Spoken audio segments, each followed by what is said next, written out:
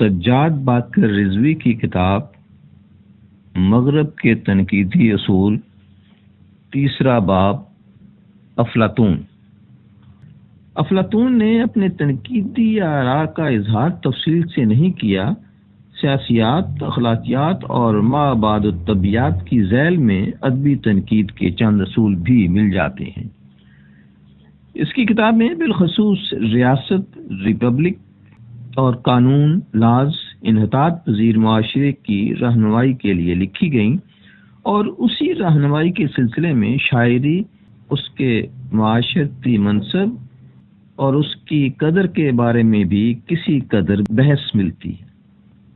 افلاطون کا زمانہ معاشرتی انحطاط کا زمانہ تھا، اور شاعری کا انحطاط بھی پورے معاشرتی انحطاط کا ایک جز تھا، لیکن افلاطون شعری اور ادبی انحطاط پر محض اس حد تک نظر رکھتا ہے جس حد تک شاعری اسے معاشرتی فلاح و بہبود اور عام معاشرتی اخلاقیات پر اثر انداز ہوتی ہوئی معلوم ہوتی ہے۔ اسی زاویہ نظر سے اس نے المیہ میں عورتوں کے کرداروں کو عام اخلاقیات کے لیے مضر جانا، اس لیے کہ وہ عورتیں روتی دھوتی، جھگڑالو اور عشق میں گرفتار دکھائی جاتی ہیں۔ تربیہ میں بھی وہ سستے اور عامیانہ مزاح کے خلاف ہے۔ اس کا خیال یہ تھا کہ شاعر عوام الناس کے پست جذبات کو ابھارتے ہیں اور اس طرح ان میں لاقانونیت، بد تہذیبی اور بد اخلاقی پیدا کرتے ہیں۔ اگر شاعری میں جذبات کی پستی اور ہیجان انگیزی کا رجحان پیدا ہو جائے تو وہ یقیناً پست اخلاقی رجحانات کی آئینہ دار ہوگی اور مزید اخلاقی پستی پیدا کرے گی۔ یہاں تک تو شاید ہم سب افلاطون سے متفق ہوں، مگر اس نے اسی رو میں یونان کے عظیم ادب کے خلاف بھی جہاد شروع کر دیا۔ افلاطون کے عہد میں ایک عام تصور یہ تھا کہ شاعری علم و صداقت کا سرچشمہ ہے۔ افلاطون کا نظریہ یہ تھا کہ شاعری ہمیں صحیح علم نہیں دیتی اور وہ انسانی اخلاق کو کمال تک نہیں پہنچنے دیتی۔ اسی بنا پر اس نے ہومر اور ہیسیڈ کو علم کا سرچشمہ ماننے سے انکار کر دیا۔ ڈرامے کو وہ معاشرے کے لیے مضر سمجھتا تھا، اس لیے کہ وہ انسانی جذبات کو برانگیختہ کرتا ہے، جس کی وجہ سے قومی کردار سے سادگی اور معصومیت ختم ہو جاتی ہے، اور قوم میں ایسے کردار پیدا ہو جاتے ہیں جو پرتصنع افراد زیادہ اور پرخلوص انسان کم ہوتے ہیں۔ شاعری کے بارے میں افلاطون کا یہ بھی خیال تھا کہ وہ کسی الہامی قوت کا نتیجہ ہوتی ہے، اور اس لیے شاعر کا فن شعوری فن نہیں ہوتا۔ دوسرے ہنرمندوں کے برعکس جو خاص تکنیکی اصولوں اور فنی صلاحیتوں کی مدد سے کام کرتے ہیں، شاعر اپنے فن اور ہنر سے کام نہیں لیتا، بلکہ فطری صلاحیتوں اور غیر جذباتی ہیجان کے تحت شعر کہتا ہے۔ وہ لاشعوری طور پر وہی کچھ کہتا ہے جو شاعری کی دیوی اس سے کہلواتی ہے۔ لہذا شاعری اس علم کی حامل نہیں ہو سکتی جس کی بنیاد عقل پر ہوتی ہے۔ شاعر جذبات کے اعلی کار ہوتے ہیں، ان میں اخلاقی تنظیم کی کمی ہوتی ہے، اور اسی باعث وہ سنجیدہ انسانوں کے راہبر نہیں ہو سکتے۔ افلاطون اپنے عہد کے اس نظریے کے بھی خلاف ہے کہ اگر شاعری کی صحیح ترجمانی اور وضاحت کی جائے تو اس میں عظیم صداقتیں ملیں گی۔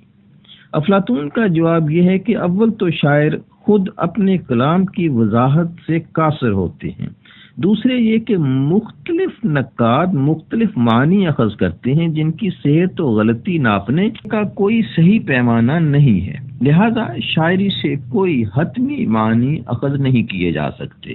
اسی طرح افلاطون شاعری کی تمثیلی اور علامتی حیثیتوں کو رد کر دیتا ہے۔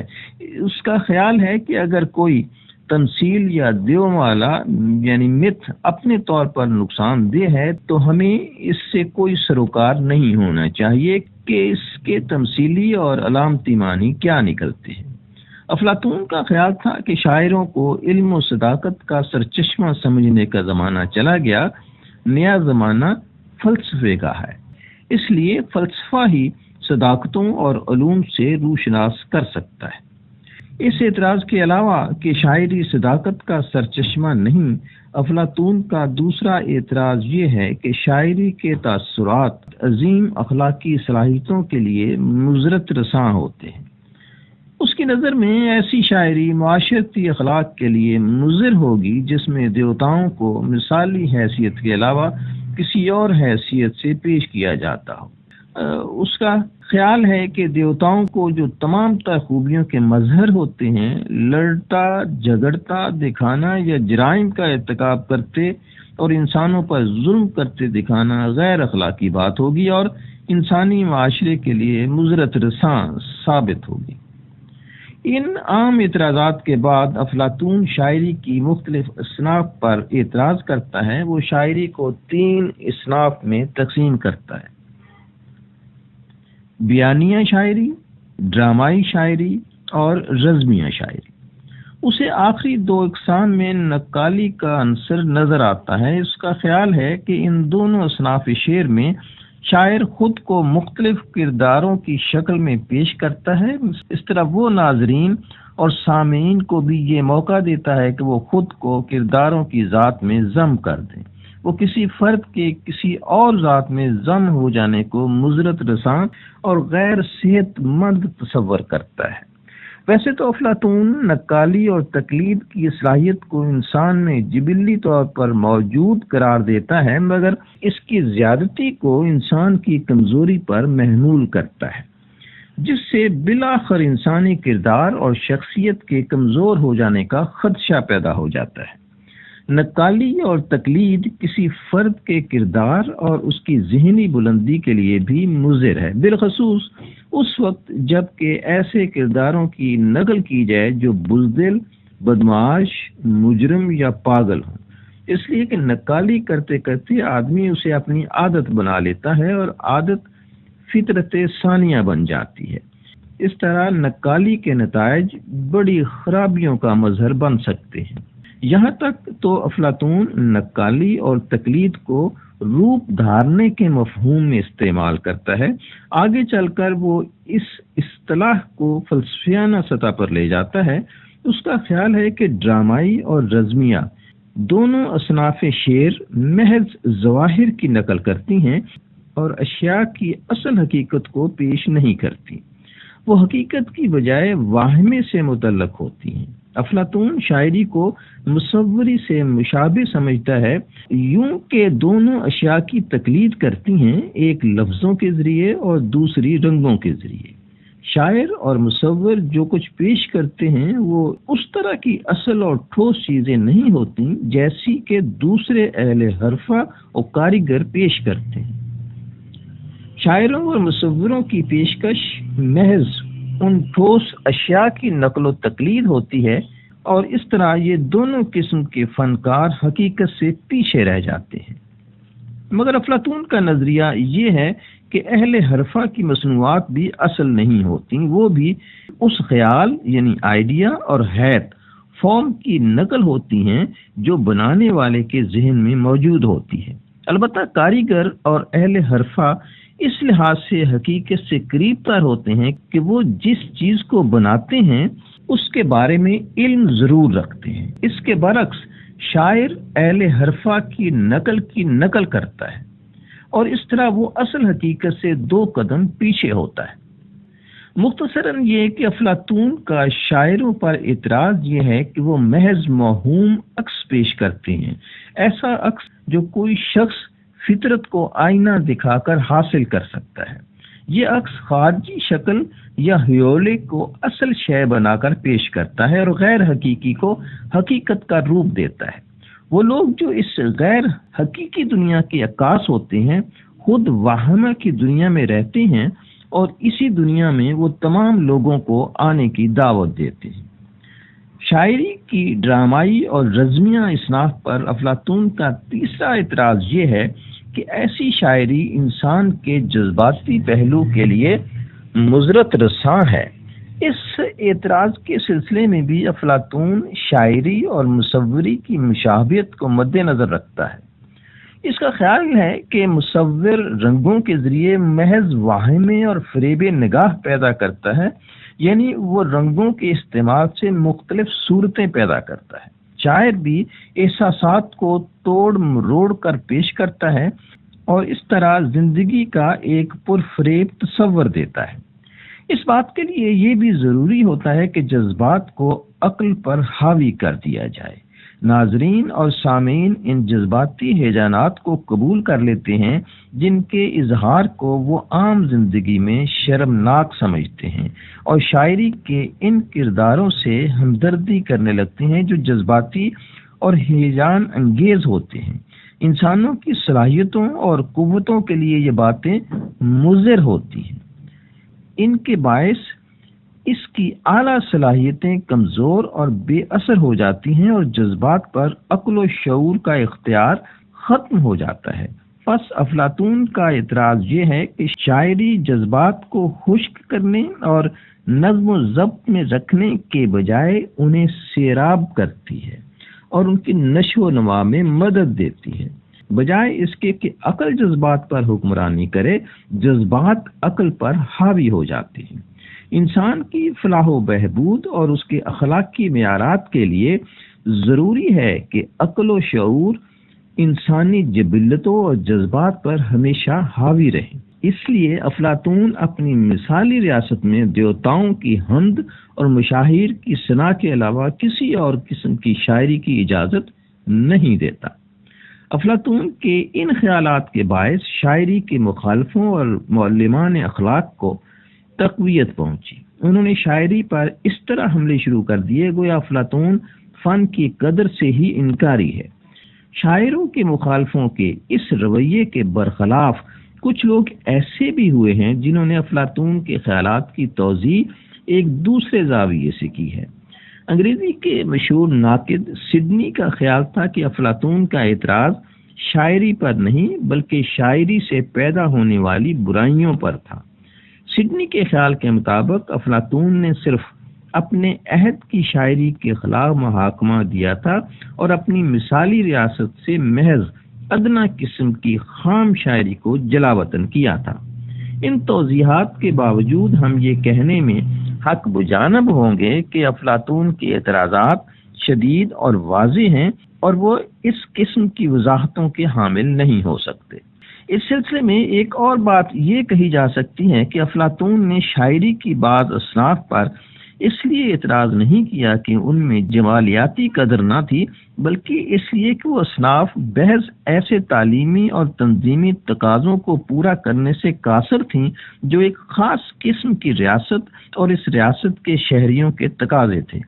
ظاہر ہے کہ ایسے اعتراضات جو خالصتاً سیاسی اور تعلیمی نقطہ نظر سے کیے جائیں شاعری کو عام حالات میں رد نہیں کرتے۔ افلاطون کے نظریات کی یہ توضیح زیادہ مناسب اور متوازن ہے، تاہم یہ توضیح افلاطون کے تصورات کا بتمام و کمال احاطہ نہیں کرتی۔ افلاطون محض یہ نہیں کہتا کہ ڈرامہ اور رزمیہ اس کی مثالی ریاست کے لیے مضر ہیں، وہ یہ بھی کہتا ہے کہ ان اقسام کی شاعری انسان کی عظیم تر صلاحیتوں کے لیے مہلک ہوتی ہے۔ اس بات کا مطلب یہ ہوا کہ افلاطون محض مخصوص حالات کے تحت ہی شاعری کو درد نہیں کرتا بلکہ اسے عام حالات میں بھی مناسب نہیں سمجھتا۔ اس عام اعتراض کے باوجود افلاطون ایک خاص قسم کی شاعری کو ریاست کے مفاد کے لیے جائز سمجھتا ہے۔ ایسے رزمیے اور المیے جو اعلیٰ انسانی اقدار مثلا شجاعت، اعتدال، پاکیزگی وغیرہ کو موضوع سخن بنائیں اس کے نزدیک اہمیت کے حامل ہیں۔ اس کی وجہ یہ ہے کہ اس صورت میں نقالی اعلیٰ ترین انسانی صلاحیتوں کی نقالی ہوگی اور اس طرح انسانی فطرت کی اعلیٰ ترین انسانی قوتوں کو فروغ ملے گا۔ اس تصور کے مطابق وہ تربیے کو بھی جائز قرار دیتا ہے، اس لیے کہ وہ مسرت بخش ہوتا ہے، حالانکہ اس میں ادنا قسم کے کرداروں کی نقالی ہوتی ہے۔ اس قسم کے خیالات تو خود اس کی کتاب ریاست میں مل جاتے ہیں۔ علاوہ ازیں اور مقامات پر بھی شعری کیفیات کے سلسلے میں اس کے خیالات حوصلہ افزا ہیں۔ فیدریوس میں وہ شاعری کی وجدانی کیفیت کو الہامی بتاتا ہے۔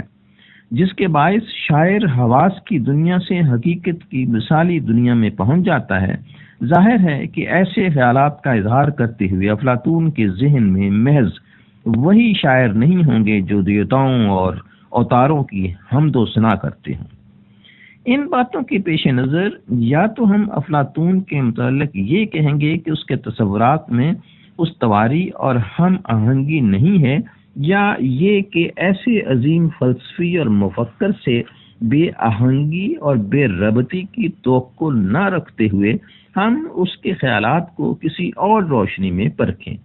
اکثر یہ سمجھا جاتا ہے کہ شاعری کے بارے میں افلاطون کے نظریات محض اس کے غور و فکر کا نتیجہ تھے، اور فن کی قدر کے مسئلے کو وہ معروضی حیثیت سے غیر جذباتی ہو کر دیکھتا تھا۔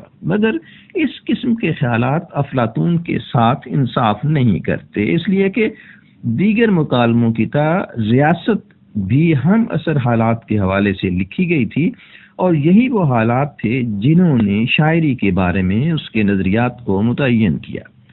فلسفہ اور شاعری کی جنگ افلاطون سے پہلے کی ہے، اور اس سلسلے میں اس نے کئی مقامات پر اپنی رائے فلسفے کے حق میں دی ہے۔ اپنے عہد کی معاشرتی خرابیوں اور بدعنوانیوں کا علاج اس کی نظر میں یہ تھا کہ فلسفے کو صداقت اور اخلاقیات کا منبع مان لیا جائے۔ افلاطون سے پہلے بھی مفکرین فلسفے اور شاعری کی جنگ میں فلسفے کی طرف جھکتے رہے ہیں۔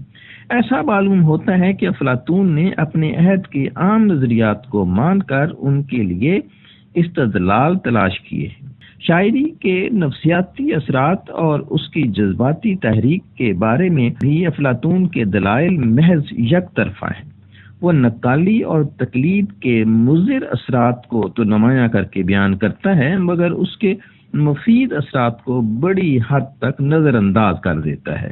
وہ ہمیں یہ بات تفصیل کے ساتھ نہیں بتاتا کہ اعلیٰ کرداروں کی تقلید سے انسانی فطرت کس طرح ترفع و کمال حاصل کر سکتی ہے۔ افلاطون دراصل اپنے عہد کی خرابیوں کو دیکھ رہا تھا، اور اس کا خیال تھا کہ اگر فلسفے کو انسانی زندگی کے لیے راہبر تسلیم کر لیا جائے تو معاشرے کی ساری خرابیاں دور ہو سکتی ہیں۔ اسی باعث اس نے شاعری کے خلاف فلسفیوں کے اعتراضات کو منوعاً قبول کر لیا، اور ایک وکیل کی طرح اس کے مضر اثرات کو بڑھا چڑھا کر اور اس کے فوائد کو کم کر کے پیش کیا۔ ادبی تنقید کے سلسلے میں افلاطون کی اہمیت اس بات میں نہیں ہے کہ اس نے ہمیں کوئی تنقیدی نظام فکر عطا کیا ہے، اس کی اہمیت اس بات میں ہے کہ اس نے شاعری کے موضوع پر بحث کرتے ہوئے فکر انگیز، قیمتی اور معنی خیز اصطلاحیں دی ہیں، جنہیں بعد کے ناقدوں اور مفکروں نے اپنے مفاہیم عطا کیے۔ یہ مضمون جاری ہے، اور اس کا اگلا جو عنوان ہے وہ نظریہ تقلید ہے، جس پر ہم اگلے ایپیسوڈ میں بات کریں گے۔ اظہر نیاز کو اجازت دیجیے۔ اللہ حافظ۔